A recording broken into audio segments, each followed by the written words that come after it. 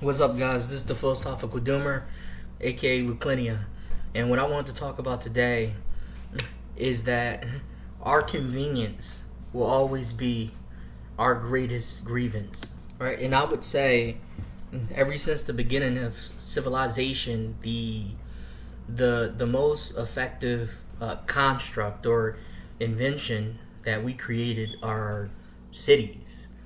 Um, and the city is I would say it's the platform in which all the social constructs that we have created um, can take place and can be the most effective. And the reason I say this is because the city makes human life so much easier um, because of what the city provides. The various different diversifications of labor and services. You know, if you want a house, you don't have to go out into the forest and chop a tree down and build your own house. You can just buy one. You know what I'm saying? If you want meat, you don't have to hunt something, you run it down, stab it, peel the skin off of it. You can just go to the market. Right? You don't have to find fresh drinking water from a spring or a stream. You can have it come directly through your house through pipes in the ground. It just makes our life so much more convenient through the various systems that the city provides. Right? And I think that's a great thing because I believe that's what cities were made for. They were to ensure our survival, give us the greater, a better chance at surviving in the world. Just like when beavers build dams, they build dams to, kind of like hide from predators. At the same time, with the dam, they're able to catch fish.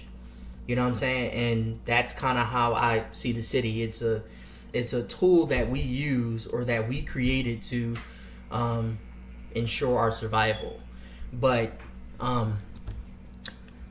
like it's become not even like become, but we are overpopulated. We're very overpopulated, and cities are already like highly unsustainable.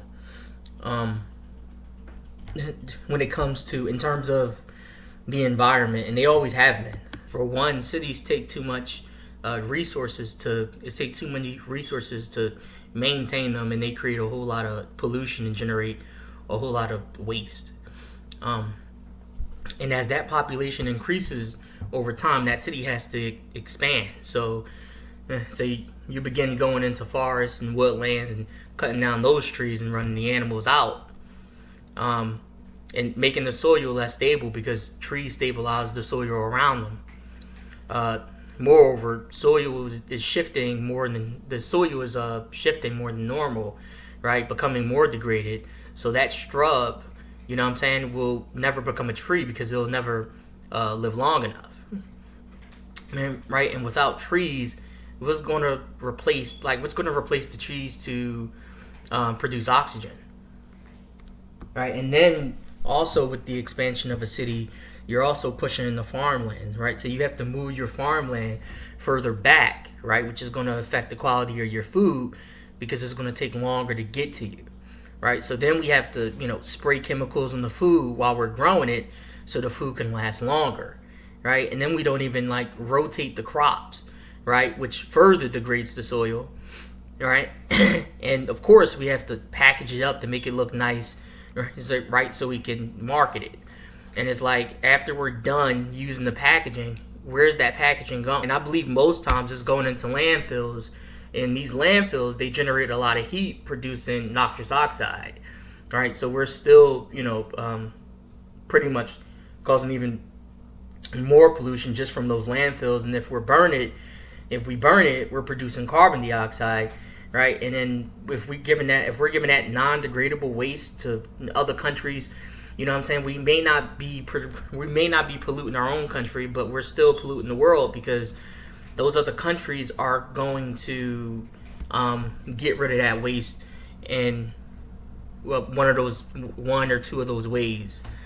And we're still making global warming worse or enhancing the greenhouse effect. And I don't think a lot of people understand how that works. So, let me explain. You see, our Earth has a natural way of warming itself through greenhouse gases. And what happens is the sunlight shines on the surface of the Earth, right, which is mostly oceans or seas. Then these oceans or seas, they try to radiate this energy back towards outer space, right, which we know as heat, right? But the greenhouse gases in our atmosphere, like nitrous oxide, carbon dioxide, water vapors, and others, it traps it. It traps this heat, right? Then because of the troposphere, or the first layer of the atmosphere, because of its turbulence, right, that heat is dispersed throughout the planet. And without these greenhouse gases, our planet would be a frozen globe. So back to my original point, if we're through the use of technology are producing more of those greenhouse gases at an exceptional rate, right, and it's going into the atmosphere, then we're enhancing the natural warming effect the Earth has, because there's more of those greenhouse gases to trap more heat. As a result, this is causing a lot of problems. Like the poles are melting, right? We're the first to be affected because of the geometry of the Earth, right, which is not completely round because the upper and lower parts are more flat, with the sides being more wide or round or kind of like bulging out. So sunlight is going to reach the upper and lower parts first. Then the ice caps in the mountains are melting, so we're going to have more flooding near cities because we build our settlements near cities. We build our cities near bodies of water. Right. Next, the increased heat, right, is going to put more stress on certain habitats, affecting ecosystems by changing rainfall patterns, causing wildfires and stronger storms, right? So, like another thing, like we're going to get more disease because changing weather patterns expands the range of disease-carrying pests, right? On top of already having large population densities, is a breeding ground for more disease to mutate, right? And another thing, I think these diseases at their base, right, is the same disease. It's just been evolving alongside of us, right, finding new ways to attack our immune system, right? It's almost like nature has a built-in way of dealing with us or anything, right? And we're not hurting the planet, more like we're hurting everything on it, right? Because it's going to adapt to whatever we do to it, right? So we're more like we're more like changing the nature of the planet, from my understanding. Right, so when you look at the bigger picture, it's kind of funny, right? Because, right, throughout the centuries, we've changed the nature of a lot of things around us, like domesticating the gray wolf, creating dogs. And if you've seen the direct descendant of the gray wolf, it's like a little cute curly dog. Like we literally breeded out nearly all of its primal features, right, to make them more compatible with humans, right? It's evil, right? And then just like the dogs, we've tampered with the nature of plants for centuries. Right, I remember when someone told me the original size of corn. It was about like the size of a finger, maybe a little bigger, right? Since we're talking about, corn, this reminds me of being in my engine performance class, with my teacher, and we're talking about alternative fuel sources, so we won't be, producing too much carbon emissions when it comes to cars, like ethanol, which comes from corn. Right, we already use like 20% of it in our gasoline. However, the only problem with this is, right, like companies, like if we're producing ethanol for the purpose, of putting in our cars, then these companies, like these companies and corporations, they're just gonna like have large fields of corn for the sole purpose of producing ethanol and then waste the rest of it. All right. Also, ethanol like burns faster than gasoline, so the fuel tanks need to be bigger, right, resulting in more carbon emissions because we need to produce larger tanks, right, in order to have that ethanol. However, we can eliminate the fuel factor, completely. We do have electric vehicles with the lithium batteries, right, which are good, right, because we don't need the engine anymore. And the engine causes a lot of producing, and most of the energy that the engine produces is wasted in the form of heat, right? But like the only thing with the electric cars is we really don't have the infrastructure, and even if we did, our electric bill will be much higher, right? There's also a number of other like cons when it comes to electric cars, like the performance, right, of the battery when it comes to like temperature degradation or the cost, right? Then we're producing a lot of emissions still, because we have to mine the lithium in order to make the battery. So that's not really solving the emission problem. And afterwards, like what are we doing with most of our batteries?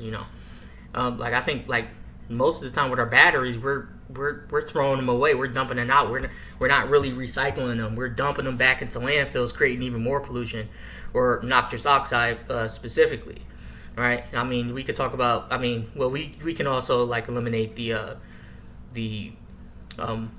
lithium ion battery if we talk about hydrogen, but like it's like that has problems with it too. I mean, we talked about in my engine performance class how we can pretty much, right, we can split hydrogen from oxygen, in water, creating an electrical charge, right, which sounds cool, but right, you need big tanks to store it, hydrogen, and then hydrogen is very flammable, like my teacher's been trying to get like hydrogen tanks at the school, and the administration, they're pretty much like really against it, because they just kind of like really don't trust it, because hydrogen is like really dangerous, right? And in my environmental conservation class, we talked about alternative energies and alternative energy sources in general, like, but the amount of energy that these alternative energy sources, like whether we're talking about solar or turbine or even hydro,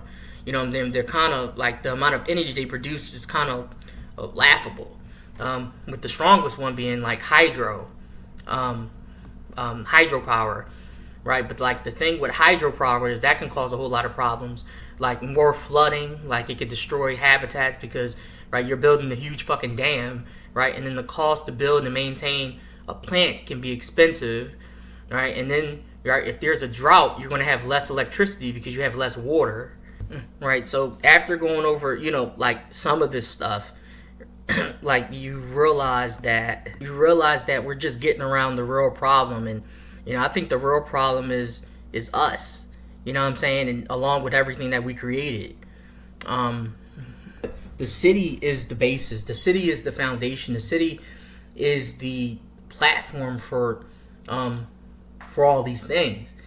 And in the short term, it's good for our species, but in the long term, it's not good for it's not good for the other species who live on this planet, in the long run, in the short run for them, and in the long run it's still not even good for us, because we're creating an environment we can't even live in, or that's not really sustainable for the people who will take over the earth in the future, even if they have the chance to do that, with the way things are going in the world. And I think another thing that is like fueling most of all of this is consumerism. I think a lot of this is fueled by consumerism. You know what I'm saying? Like we want a whole bunch of like shit that we really don't need. Like even me, we're just like you see commercials, you see these advertisements, you look at it and you be like, I need that, I want that, and you really don't need it. You just want it. We were talking a lot about that in my environmental class, right? How we like our cars are bigger, even though you do have some companies like Nissan, what I'm saying, Toyota, they're starting to make their cars smaller, but like a lot of our cars are still like bigger, what I'm saying, and we don't really need, like, what do we need big cars for? My teacher was saying, what I'm saying, if you ask both of my teachers, my environmental conservation teacher and my my engine performance teacher, they were like, we should ride, in my city, we should ride bikes. We don't need cars.